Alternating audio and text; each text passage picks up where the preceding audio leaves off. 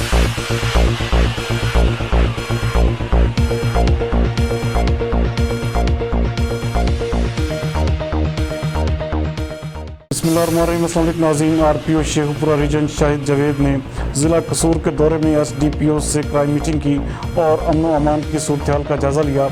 हमारे district bureau chief Mohammad Aleem के मुताबिक मीटिंग में DPO Kasur Zahid Nawaz Marwat, SP investigation doctor Fahad Ahmed व दीगर पुलिस अफसरान भी मौजूद थे।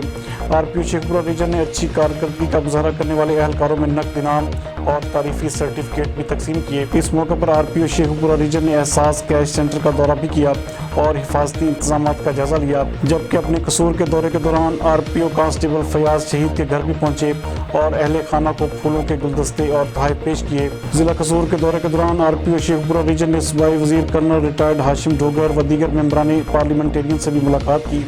मजीद उनका कहना था कि हवाई फायरिंग, असला की नुमाइश, आतिशबाजी और पतंगबाजी किसी भी सूरत में बर्दाश्त नहीं की जाएगी।